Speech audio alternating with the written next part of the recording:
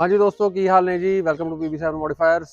ਅੱਜ ਅਸੀਂ ਜਿਸ ਥਾਰ ਬਾਰੇ ਗੱਲ ਕਰਨ ਜਾ ਰਹੇ ਹਾਂ ਜੀ, ਇਹ ਸਾਡੇ ਕੋਲੇ ਇੱਕ ਐਕਸੀਡੈਂਟਲ ਰਿਪੇਅਰ ਲਈ ਆਈ ਸੀ। ਜਦੋਂ ਥਾਰ ਸਾਡੇ ਕੋਲੇ ਆਈ ਤਾਂ ਇਹਦਾ ਫਰੰਟ ਐਂਡ ਹਿੱਟ ਹੋਇਆ, ਜਿਹਦੇ ਕਰਕੇ ਫਰੰਟ ਬੰਪਰ ਤੇ ਫਰੰਟ ਫੈਂਡਰ ਦੋਵੇਂ ਚੀਜ਼ਾਂ ਡੈਮੇਜ ਹੋ ਗਈਆਂ ਸੀ।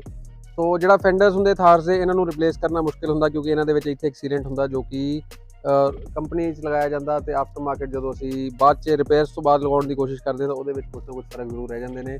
ਸੋ ਸਾਡੀ ਪ੍ਰੈਫਰੈਂਸ ਹੁੰਦੀ ਹੈ ਕਿ ਇਦਾਂ ਦੇ ਪੈਨਲਸ ਨੂੰ ਰਿਪੇਅਰ ਕਰ ਲਿਆ ਜਾਵੇ ਤਾਂ ਕਿ ਜਿਹੜੇ ਓਰੀਜਨਲ ਸੀਲੈਂਟਸ ਨੇ ਉਹਨਾਂ ਨੂੰ ਅਸੀਂ ਪ੍ਰੀਜ਼ਰਵ ਕਰ ਸਕੀਏ।